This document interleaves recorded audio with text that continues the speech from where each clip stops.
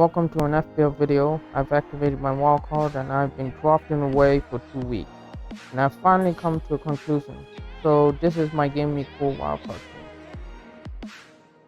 In goal, it's Raya and Dubravka. The Arsenal defense, in my opinion, can keep a clean sheet in any game with how negative Arteta sets them up.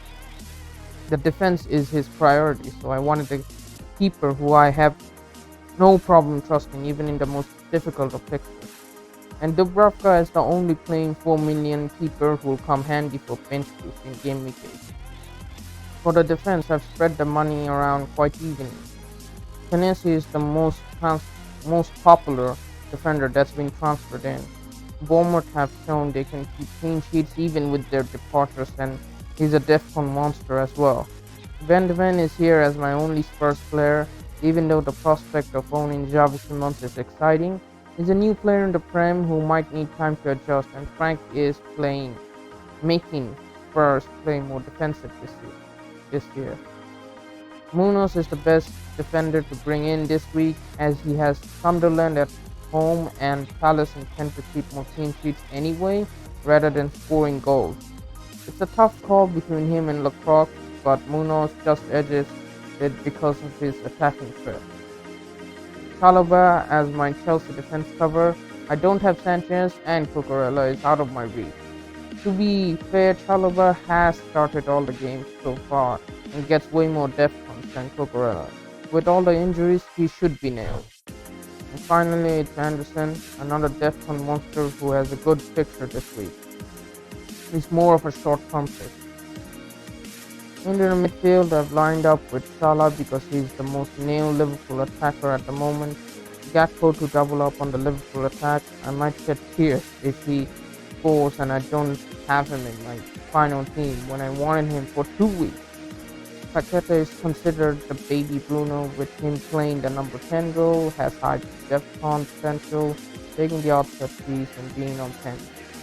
Grealish is looking like the talismanic figure for Everton, being involved in everything that involves their attack.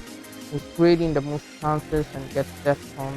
It's a tough call between him and Ndai, as Ndai got pens, but for now I'm trusting Grealish more to get me consistent returns. And finally, Semenya, even though he doesn't have set pieces, he has great attacking threat from open play and an all-around good pick going forward. I've gone for the meta pick for the forward line with Gyökeres, who might fall this week as London Forest appointed and just a new manager. So Gyökeres in theory should run past that high line to score some goals. Pedro stays from my original team. With Palmer still being out, he's got to be on 10s as well, and he's just showing quality each week. It's just too good not to pick him. And Mateta, for he has good fixtures going forward and the only main threat for Palace for now. So this is our lineup. This is my team.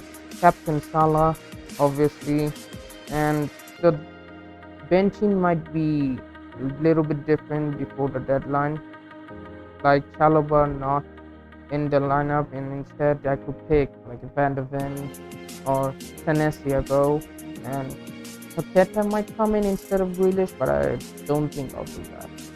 So this has been my team. Some 50-50 calls might take place here and there before the deadline, but right now I can't see past this draft.